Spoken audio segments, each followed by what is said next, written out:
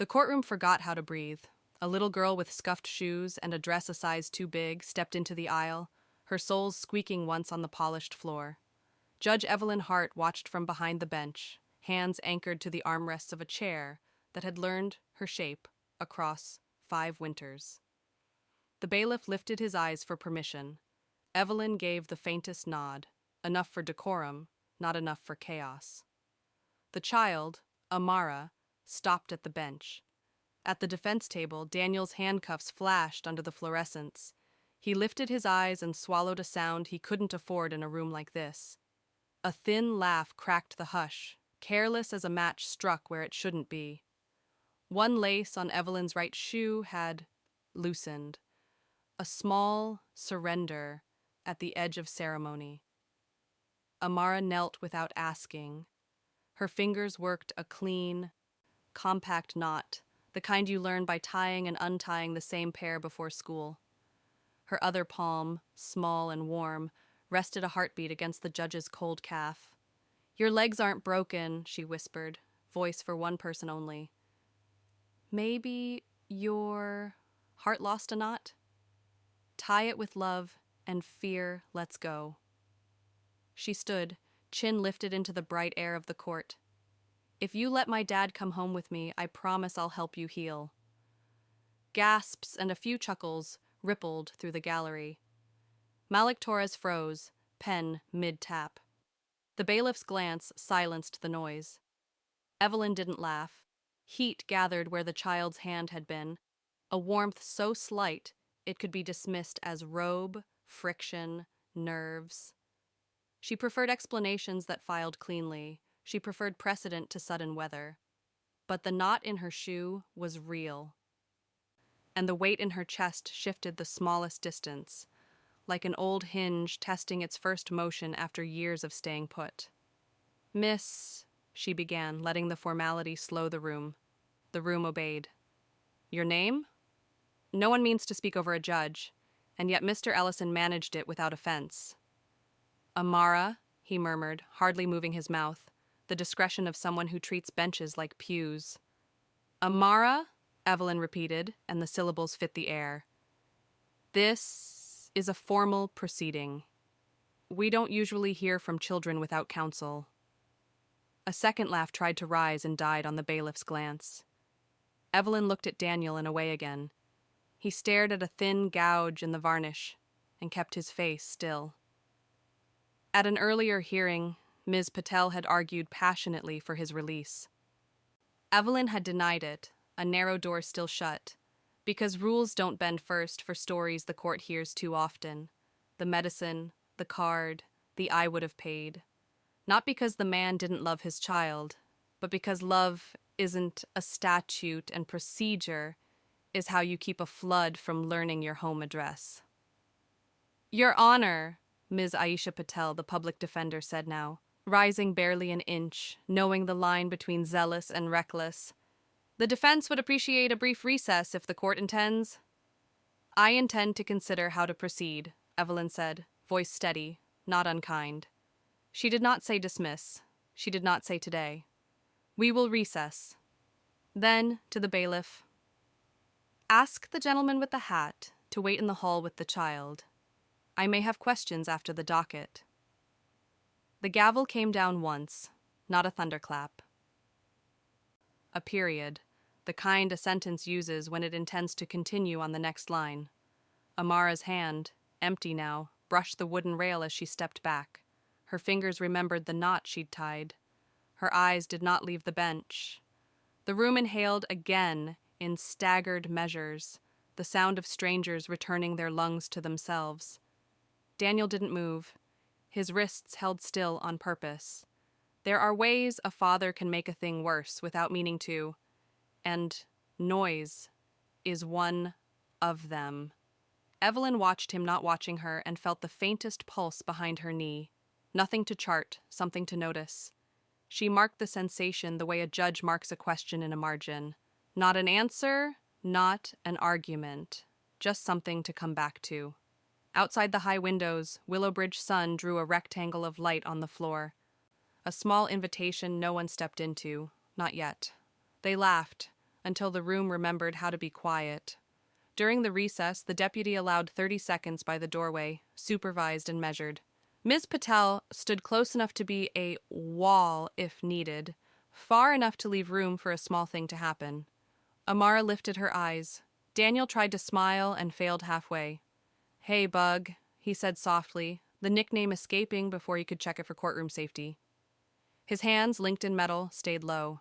Amara touched the cool link of the chain with one finger and made a tiny loop and pull motion in the air, the way you mime a knot when you don't have laces to prove it. "I'm sorry," Daniel said, the words landing short of her shoulders and breaking there. "Daddy tried everything." "I know," she answered. She didn't look at the cuffs. She looked at his face the way children look at weather they still believe they can fix by wishing. Ms. Patel murmured, "Time," and the deputy's hand hovered, meaning now. They let go, not of each other, but of what touching had to mean today. At the pharmacy, the clerk's screen blinked a cold truth: insurance inactive. He went to a second pharmacy across town. Same answer, delivered with the same apology that wasn't allowed to change anything. Back home, Amara lay on the couch, not asleep, counting under her breath with a seriousness that didn't belong to 6-year-olds. He watched her press a small fist to her chest and time her breaths like the nurse had shown them months ago. He lifted the folded prescription from the counter. Morning didn't ask permission to arrive. He returned to the pharmacy as they were unlocking, laid everything in his pockets on the counter, crumpled bills, coins, even his ID, and said, "Hold this till payday, please." The clerk wanted to help. Policy wanted him to say no. Policy won. It always does on the first play.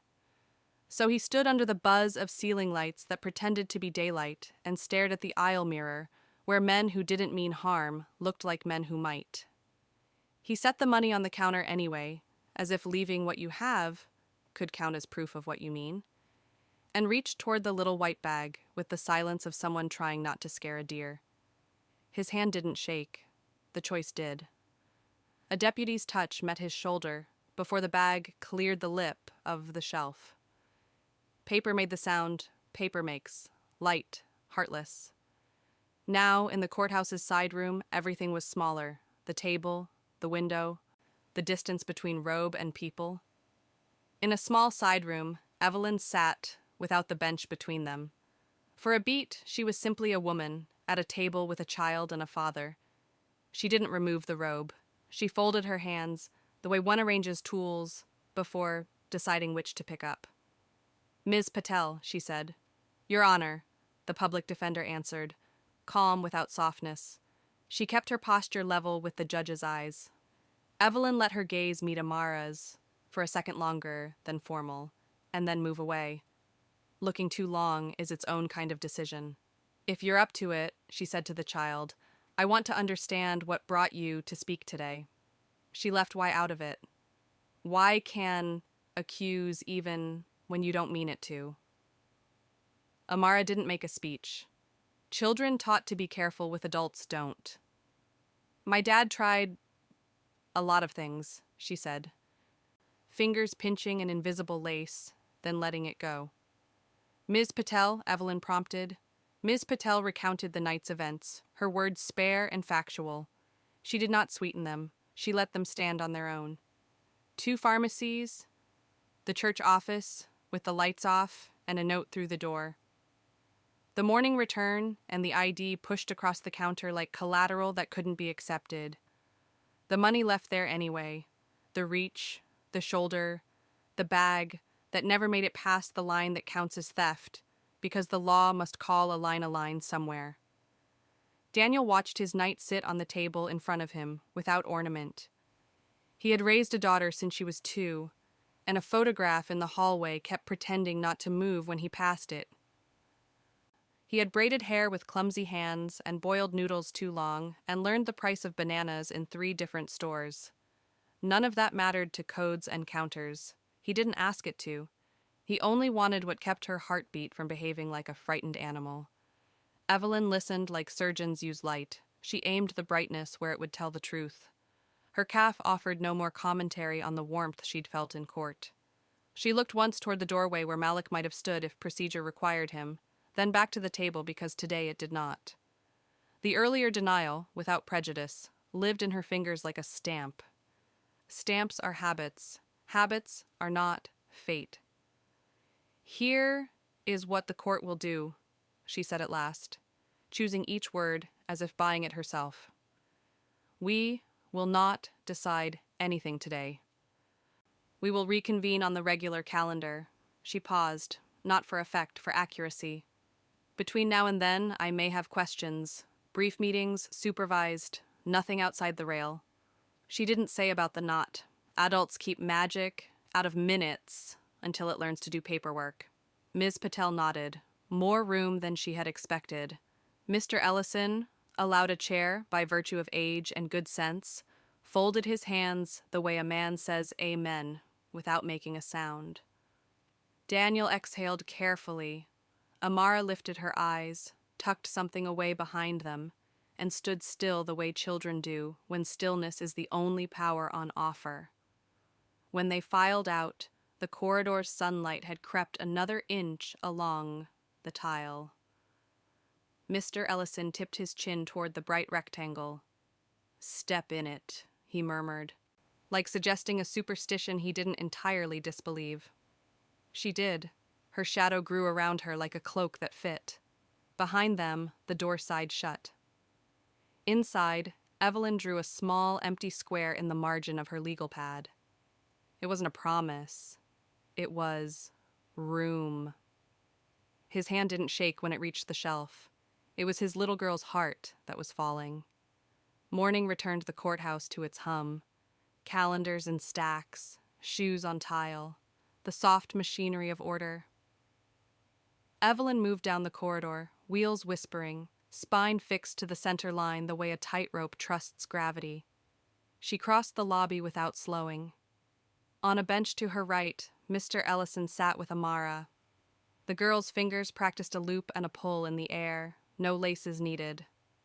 Evelyn kept her gaze forward. Ex parte is a fence you do not test, but memory climbed fences anyway. The day of the crash rose like heat, a call with news that split her attention. The quick glance down, a swerve, glass learning to sing, months under ceilings that pretended to be sky. Rehab had taught patience, and then paid nothing back. So she had rebuilt herself around stamps and schedules, around everything that does not change its mind. The elevator chimed. Too clean a note. Too close to a monitor's chirp. Hands whitening on parallel bars returned uninvited. She breathed, counted one quiet beat, reminded herself aloud in her head. Law is a shoreline. It keeps lives from floating off into stories. At the west exit, a rectangle of sun slid across the floor as if the building had inhaled. Outside, a father matched a small hand's swing without having to look. The image tugged at something she refused to name. If a seawall saves a town, what do you call the small cuts near its base that let pressure bleed before the stones fail? She did not answer herself. She turned back to the bench and set her hands where they belong. When court reconvened, the gallery carried a tight, expectant hush that had edges. This judge had never done what rumor said she might do. Faces showed it.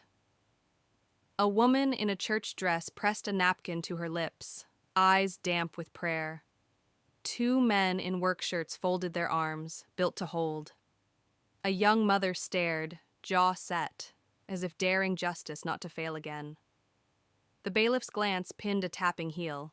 It stopped. The clerk underlined a single word, midpoint, and looked up. Evelyn spoke.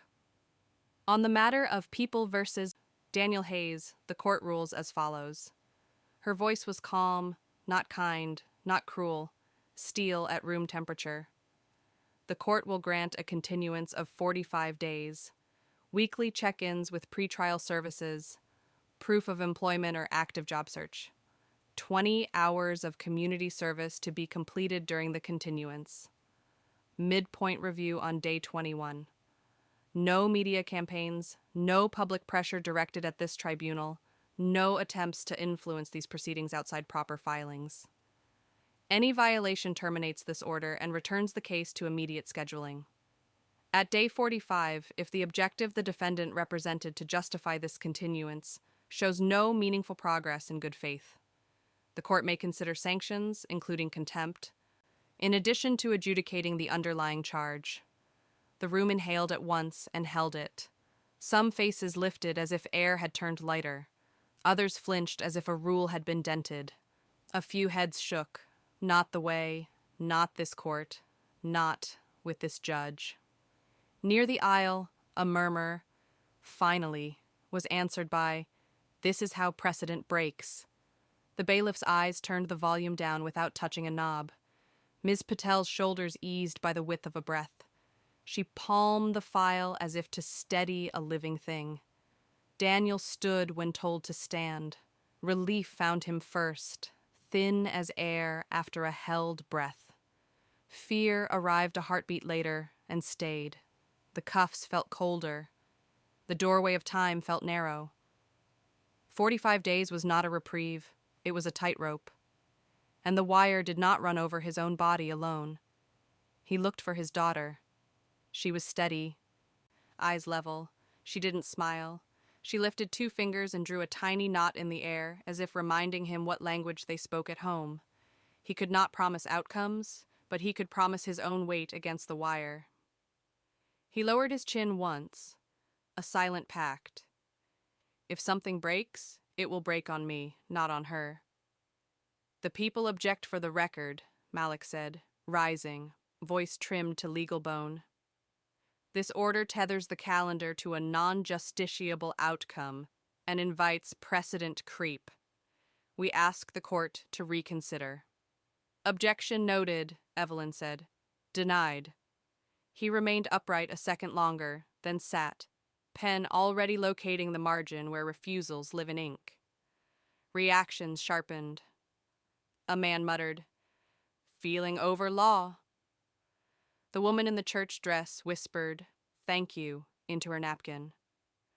A courthouse regular shook his head slowly, staring at the seal above the bench as if it had blinked. Evelyn kept her hands on the armrests. She had not written a child into paper. She had not promised a body its memory back. She had fenced a narrow space where despair was not the only test a person could pass. The robe felt heavier and somehow more honest. "Mr. Hayes," she said, eyes on Daniel, "do you understand the terms?" "Yes, Your Honor." "Do you accept them?" "I do." "We will reconvene at the midpoint." The gavel found wood. Not a swing. A click. Sound drained from the room. Ms. Patel closed her file. Daniel turned toward the deputy, shoulders squared, to meet weather. Amara reached for Mr. Ellison's hand and squeezed once. The clerk boxed her penciled word. Malik capped his pen. Evelyn let herself glance at the rectangle of sun now touching the base of the dais. She noticed it and looked away. A shoreline does not move to meet the water. It endures long enough for the water to learn another path. The door didn't swing open. It clicked one notch. That night, the apartment felt narrow to Daniel and steady to Amara. He paced, the words 45 days ticking under his ribs. Contempt tasted like metal. He read the order again, as if the words might change. Amara rinsed 2 jars. She folded a brown paper bag and tucked a stick of chalk into her backpack. She was not cheerful nor afraid. Her mother's words lived in her like a pocket with something inside it. Find the line, tie what is loose. Daniel tried not to ask. He asked anyway. "What will you do?" "Say hello," she said. "Then see." 2 days taught them how long a day can be. Applications for him, dishes, and school for her. Lucas came on the second evening with a paper bag of oranges. He set it down carefully. "I'm here as a friend," he said, "and as your doctor." Evelyn waited. "False hope leaves scars," Lucas said. "We tried the full grammar of medicine. If you invite a child into that room, the weight will not land on her legs. It will land on her heart and on her father. I'm not asking her to lift what medicine couldn't, Evelyn said. I'm opening a space where lifting isn't the measure. Spaces become expectations, he said. Expectations become verdicts no one can carry. She surprised herself. Then name this carefully, she said. After 5 years of nothing, I felt something. Lucas held her gaze, kind and unpersuaded. Don't hand that something to a 6-year-old to keep for you, he said. If you walk toward this, walk like a doctor, precise. His warning did not push her back. It put a bright edge on her questions. What am I doing? What am I waiting for? She found Daniel's number and called. It is not about the case, she said. If you and Amara are willing, I would like to see her at Starlight Park, tomorrow, near the East Gate. Yes, Your Honor, he said, because he did not know how else to say yes to a judge about something that sounded like not judge. We'll be there. Morning had the feel of a day that meant to be kind. Evelyn reached the park first and chose a low wall where paths crossed. Daniel came walking, shoulders tight, one hand steadying a paper bag in Amara's arms. When he saw Evelyn, he almost bowed and then remembered himself and did not. Good morning, Evelyn said.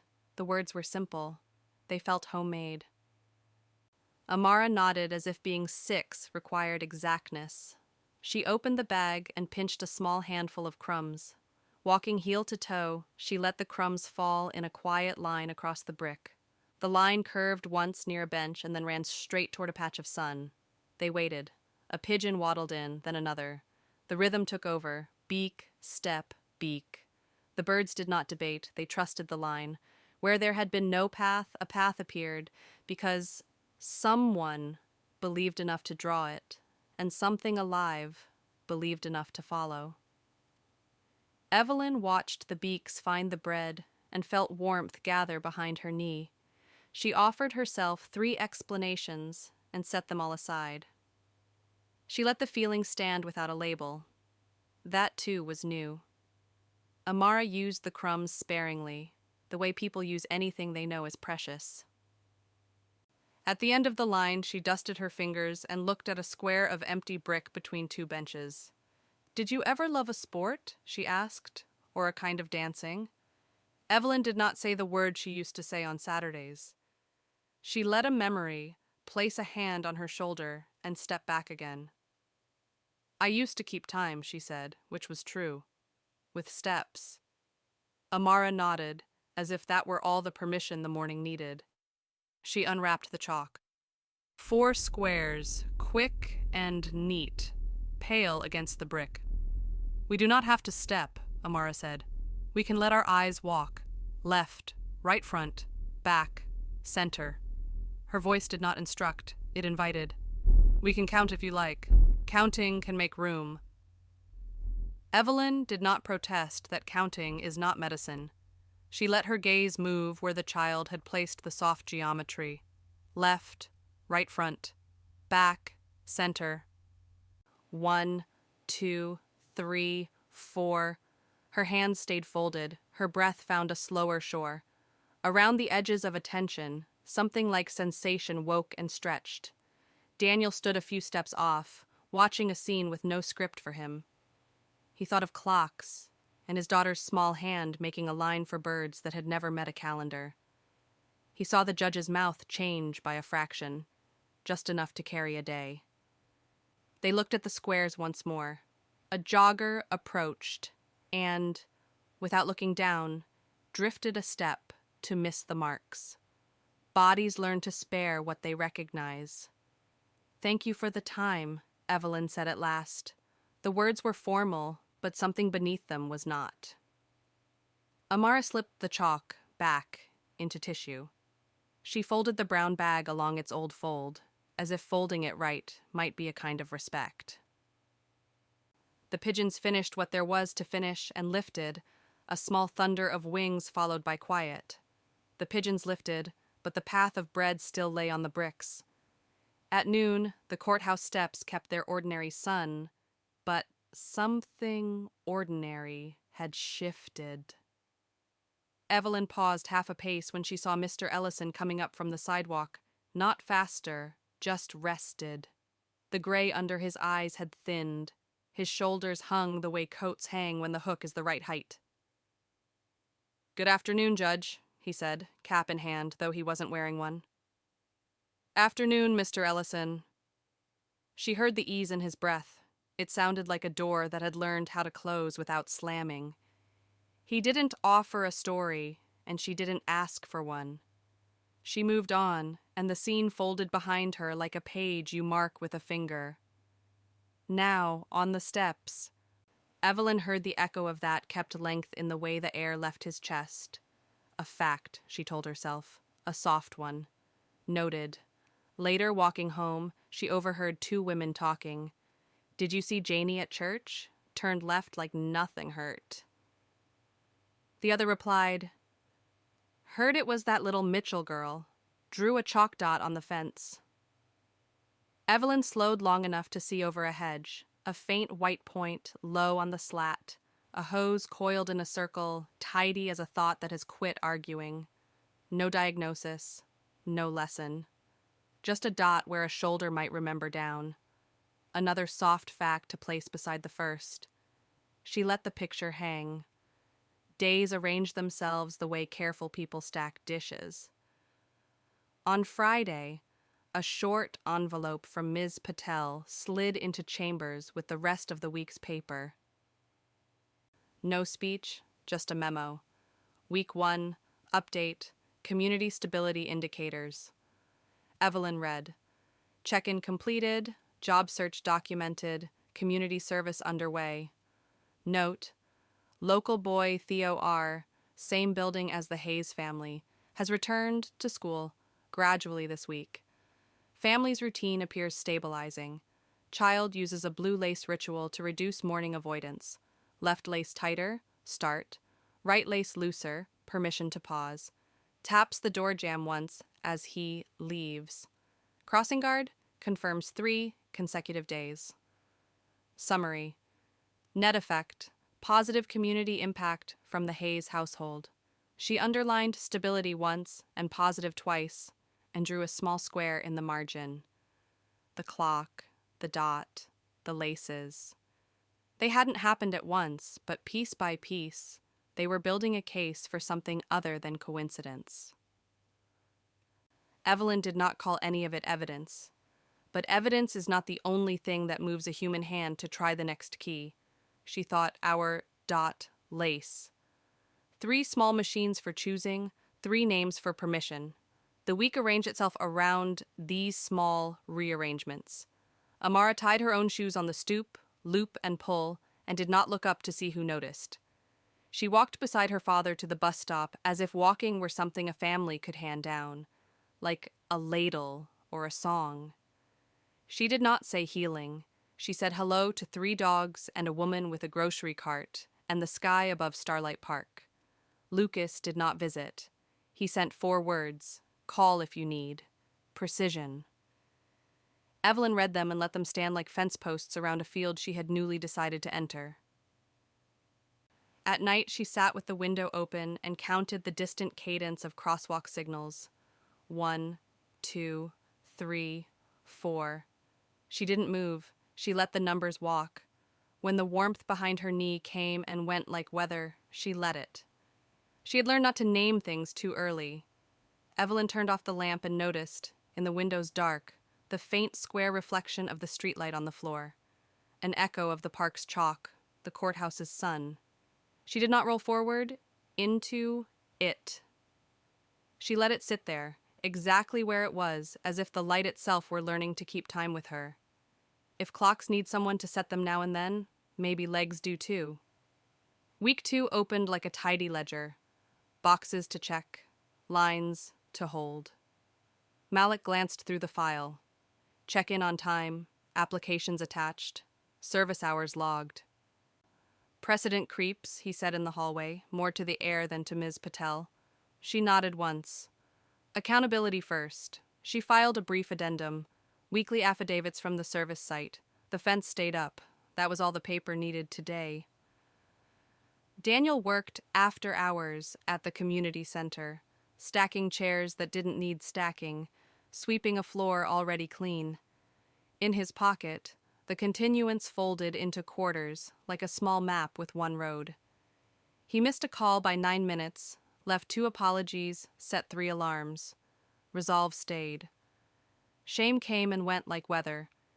He kept it off Amara's shoulders. Evelyn's afternoons arranged themselves into careful diagonals. Work, tea, window. The square of sun slid across her floor, 1 inch, 2, and stopped just shy of her wheels. She let herself count the park's 4 chalk squares in silence. 1, 2, 3, 4. Around the knees, a faint warm tingle rose and retreated like a shy visitor. She didn't name it. Precision first. She found herself timing the kettle to the city's crosswalk beeps. She found herself sleeping a breath deeper, waking with a question already shaped. What will the next small thing be? She didn't call it hope. She called it tomorrow. The twist arrived sideways. A long lens photo landed on a neighborhood feed. Evelyn in Starlight Park, a child at her side, a man with a paper bag. The caption tried to sound holy and managed to sound loud. Judge meets defendant's family. Pray. She does the right thing. Before lunch, a stranger spun up a fundraiser with a headline sharp enough to cut. Help Amara save her dad. Shares multiplied. Sincerity blurred into spectacle. By early afternoon, the posts were gone. Ms. Patel moved quickly. Takedown requests, a written apology from Daniel, an extra hour of service volunteered, a clean public line, no media, no pressure, no comment. Malik logged a short notice of concern, not a revocation, yet, but a marker on the map that said, eyes open. Evelyn's inbox pinged with an ethics inquiry, not a sword, a lantern asking for light. She answered with sentences that left no fingerprints. Personal, not case-related. No outcomes promised. No public invitations made. She read the draft twice, removed 1 adjective, sent it. Her heart stumbled once, caught itself, went on. After dinner, Daniel walked past the bodega and said no to a neighbor who wanted a quote. Please, he added, polite as a habit. Take that down. He found Amara on the stoop tying her shoes, loop and pull, as if making a knot could keep a day from coming apart. He didn't tell her about the photograph. He told her the librarian's name instead. Evelyn stayed with the window open long enough to hear the rain start and tire. The square of light faded from the floor. The memory of it didn't. She inched her chair forward until the rim of the wheel touched the bright edge where day had been. Not yet, she told herself, but almost. In chambers the next morning lay a single-sheet memo from Ms. Patel. Community stability, week 2. 1 line reached up like a gentle hand. Theo, 5-day streak. Blue laces, door jam tap, crossing guard's thumb, drawn as a tiny sketch. Evelyn almost smiled, then placed the paper face down. Children were not exhibits. Still, the air in the room seemed to move with a quieter metronome. Outside, the city offered evidence of its own. Janie coiled the hose without rubbing her shoulder. Mr. Ellison's stride matched the hour the courthouse clock insisted on keeping. Daniel refused an extra, late shift and traded for an early one. Home by bedtime mattered more than pay by midnight. Small economies, true arithmetic. Walking out that evening, Evelyn rolled toward the curb, cut she had used 1,000 times. A pebble sat where smooth should have been. The left wheel lifted a whisper, skidded a breath, found purchase. Adrenaline rang, then dimmed. She steadied, laughed once into her throat at nothing, and felt the laugh turn thin. Roads are fine, she thought, until the seam. Tomorrow meant the park again, another short visit on the calendar that didn't need names to stay real. She felt the familiar pull toward the square of sun on her floor and the remembered chalk across her mind. She let the feeling hang there, bright and near, as a porch light someone remembered to leave on. Most things today had held. The fence had not fallen, the ledger still balanced. Yet under the page, the paper flexed. A small warp a camera couldn't see. The kind that matters when weight shifts? Hope lifted half an inch and found the pavement's seam. Day 3 pretended to be ordinary. Evelyn rolled toward the park. The curb cut she'd trusted 1,000 times wore a rain-polished shine. Her left wheel met a pebble. The chair tipped. Shoulder, temple, pavement. Then a white room and careful hands. ICU tucked the blanket under her with a precision that felt like prayer. Monitors built a tidy skyline. Nurses spoke in weather-soft voices. When Daniel heard, ICU hit him like a door that would not open. 45 days turned from calendar into gravity. He knelt to Amara's level and told the truth in pieces small enough not to bruise. "She fell," he said. "The hospital is helping. We'll do the next right thing." Amara nodded, looped and pulled, then looked up with a clarity that made him steadier than any chair. "We'll go," she said. At the ICU desk, policy answered first. "Family only," the charge nurse said, kind and immovable. "Today, the room's at capacity." Ms. Patel called ahead, notifying Malik to keep the fence honest. In the corridor, Malik arrived, jaw set. He had not changed his mind about precedent, but had widened duty to include mercy that could be logged. Lucas stepped off the elevator with his badge and a face that could be kind without lying. At the doorway, medicine and law stood 6 feet apart and drew a narrow door between them. The nurse hesitated. The clock did its unhelpful job. Amara, small between adults, spoke into the hinge of that moment, urgent, clear, and somehow older than the hallway. "She told me to come," she said, palms forward like she was offering them a knot. "If we wait, it slips tighter. I don't need to touch her. I only need 10 minutes to remind her legs how to listen." Lucas's eyes softened. "Not treatment," he told the nurse. "Familiar voice. Fixed time. I'll escort and log everything." Malik exhaled through his nose. "This never existed for the internet," he said. "If it happens inside the fence." The charge nurse looked at the child who had practiced being brave and made the calls you make when you decide to be human without breaking rules. The answer bent. It did not break. Only one inside, Amara with Lucas as guardian. Daniel and the rest would watch through the glass. The first visit was measured by the wall clock that made every second audible. Lucas stood inside, a steady silhouette at the foot of the bed. Daniel stood outside with his palm on cool glass, matching his breath to nothing in particular. Amara took the stool the nurse had brought and set her sneakers flat, though they barely reached. She folded the sleeves of her sweater to the same cuff each time. She opened her mouth and built a small road through the machines. "Hi," she said. We didn't finish our story. She told it the way she always did.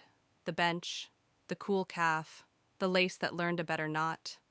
Between sentences, she rolled a smooth button in her pocket, a relic from Grandma Layla, who used to say while mending, "When love ties the knot, fear lets go."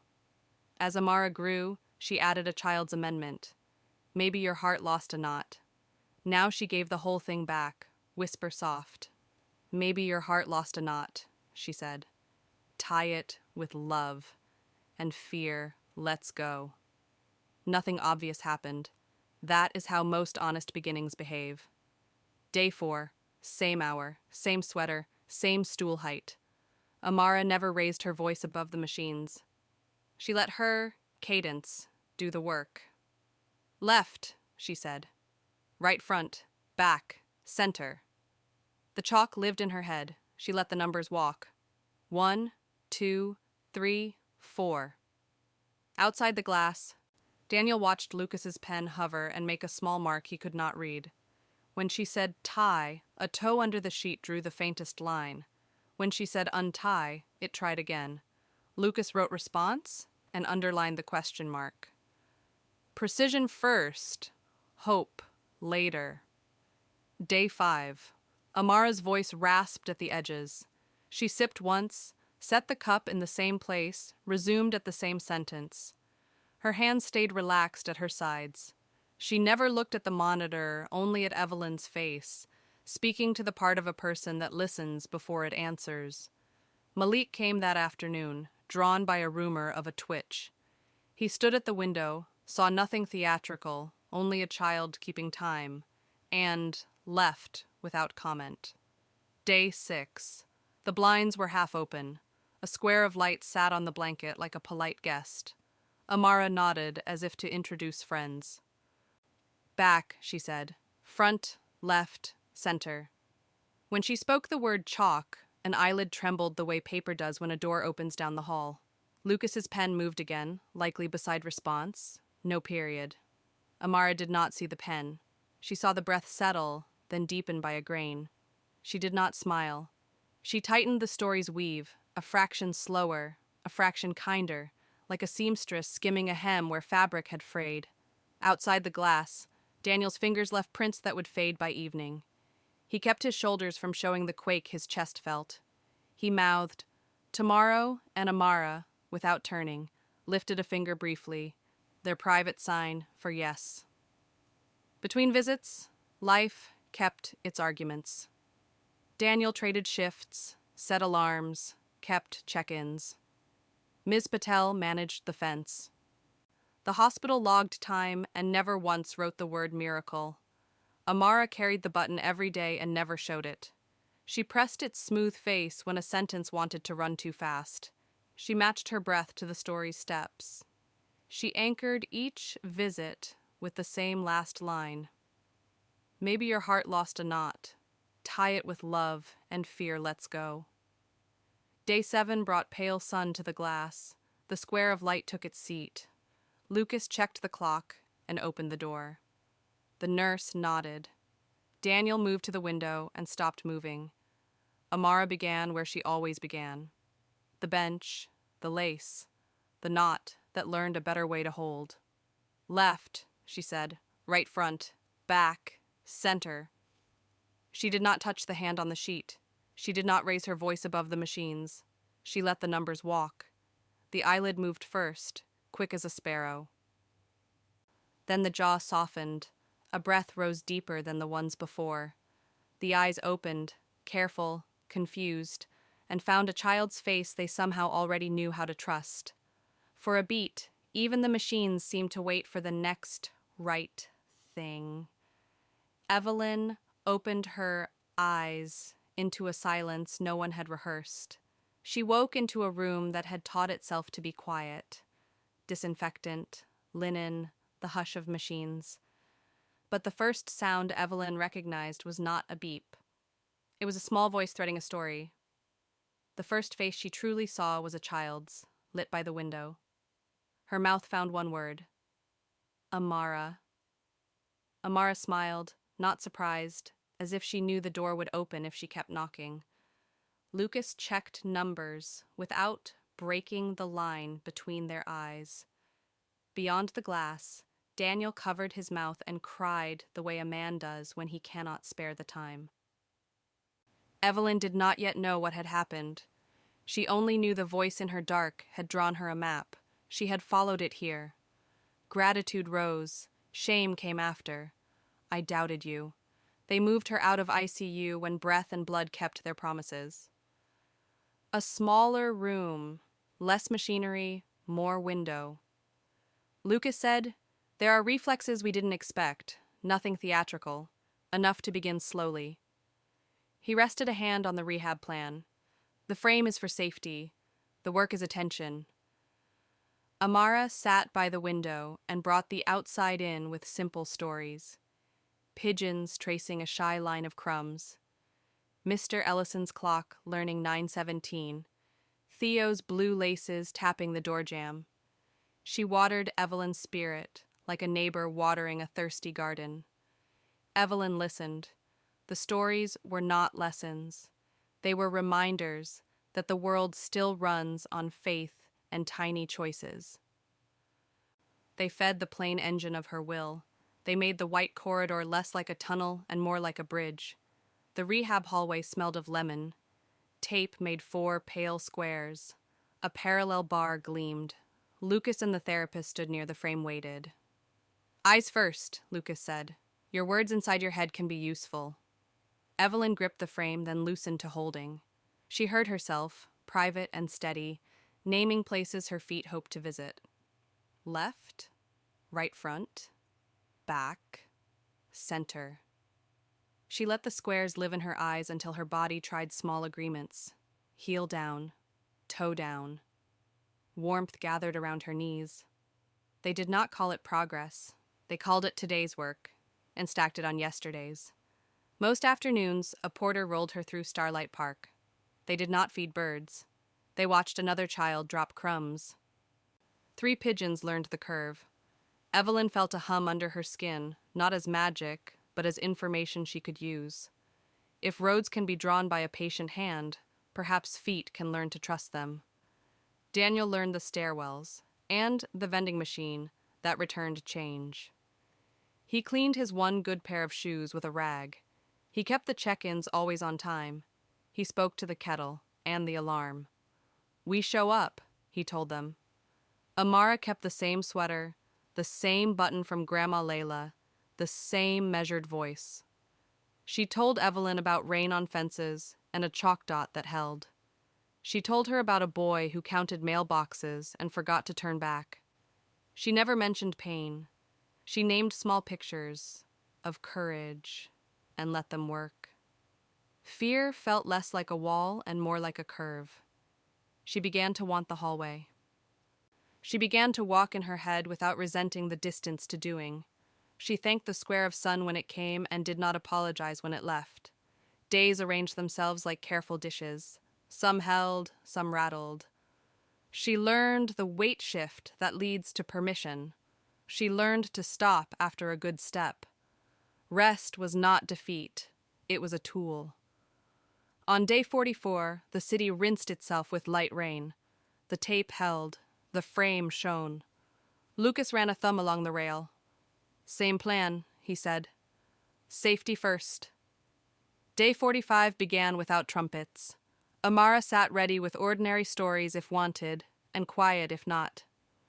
Daniel took his place at the doorway, hands light on the wood. Evelyn looked at the 4 squares until they sharpened. She breathed to the pace of her own self-talk.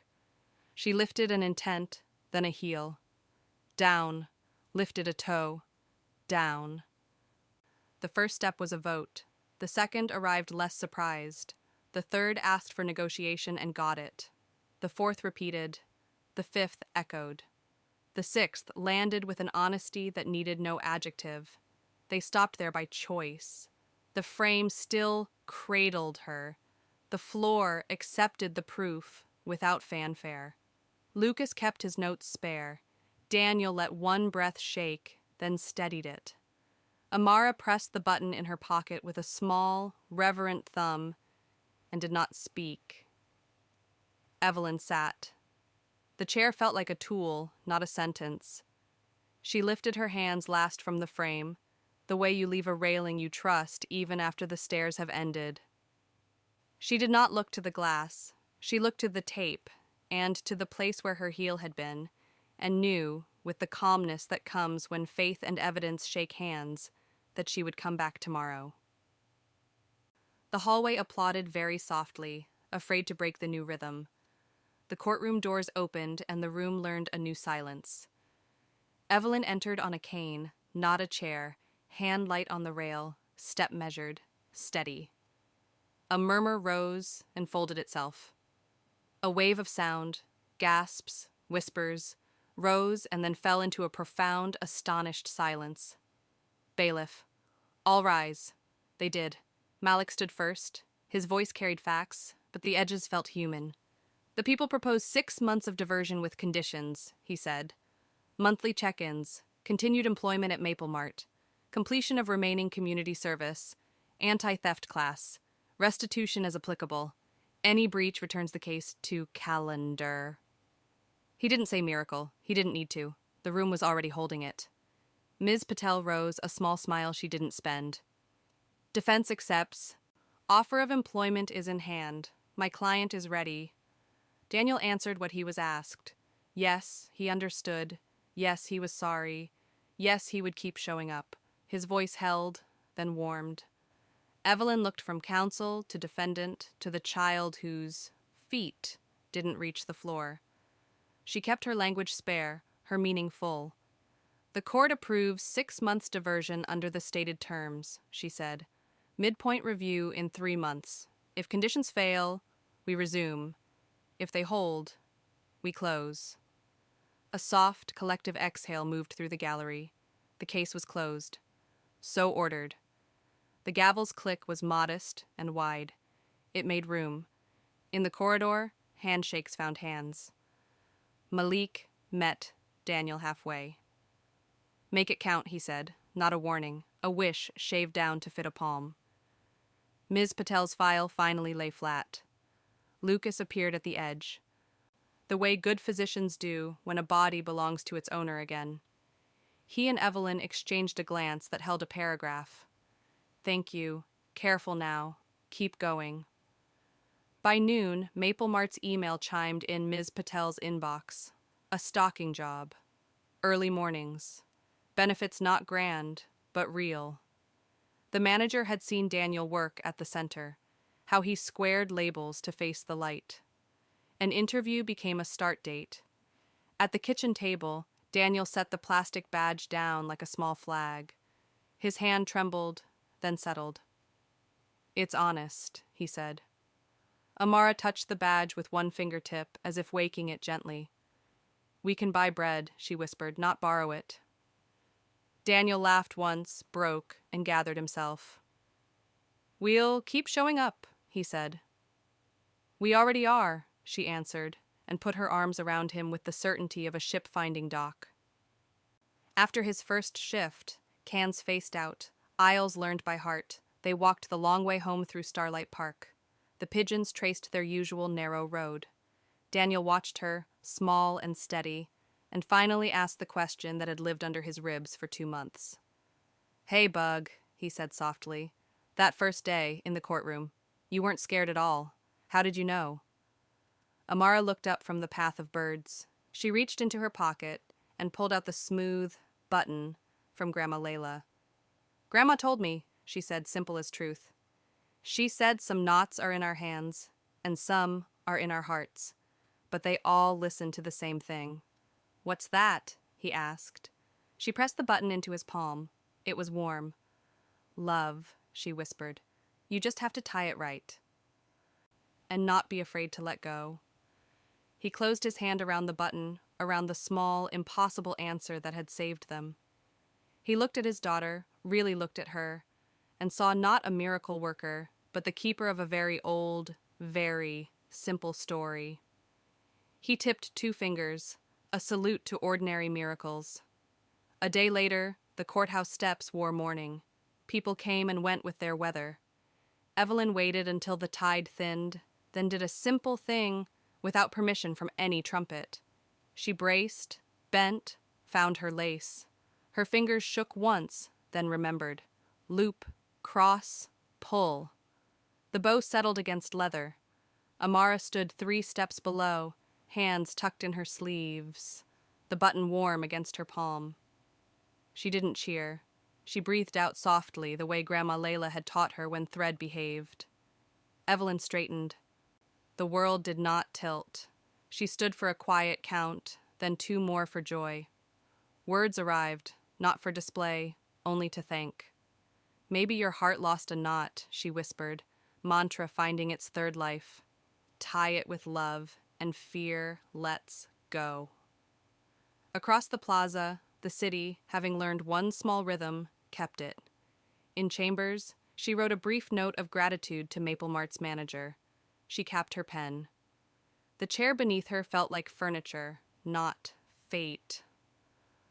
On the steps again, she glanced at the bow she'd tied, then at the street, willing to have her at any pace she chose. She did not name the future. She named the ground. On the walk home, a thin envelope waited under their door. For the girl who draws paths. Inside lay a single red thread and a handwritten address. No name, just 3 words. Please come soon. The knot held. The rest is road. 8 months after the red thread and 3 small words, please come soon, the city kept a gentler time. At Riverlight Chapel, a string quartet folded light into sound. Evelyn stood, lifted by a hush that wanted to last forever, and tangoed. Slow, exact. The first step was memory. The second was mercy. The third was a promise kept. Her partner's hand was steady in the old way a healing hand learns to be. Later, some would recognize him as the physician who had once stood at the foot of her bed. No one said miracle, they just breathed as one. Applause came softly, like rain that knows the garden is already watered. Outside, Starlight Park held its usual birds. Amara shook a short line of crumbs into the morning. The pigeons arrived on time, beaks to path, as if they had studied the schedule.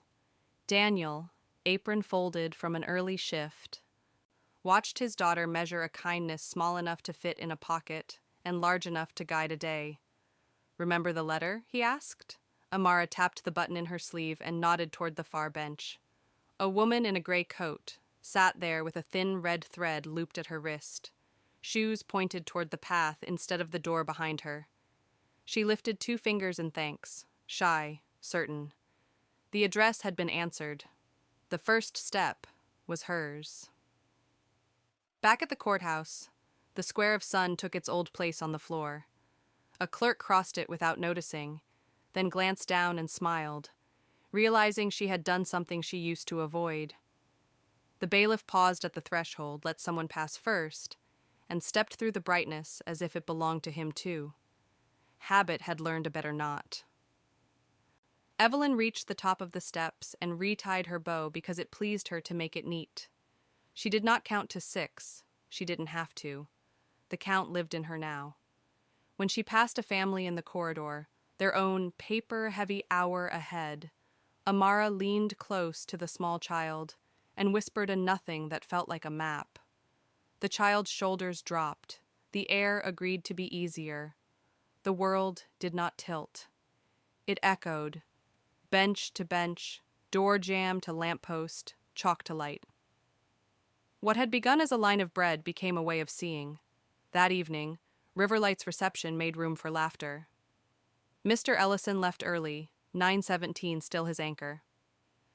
Janie waved with a shoulder that forgot to argue. Theo showed off a library card and a dinosaur sticker, serious as rank. The partner and the judge, no longer patient and physician, shared a dance that held more gratitude than clever feet. They did not perform, they kept time. Later, Evelyn found Daniel and Amara by the punch bowl.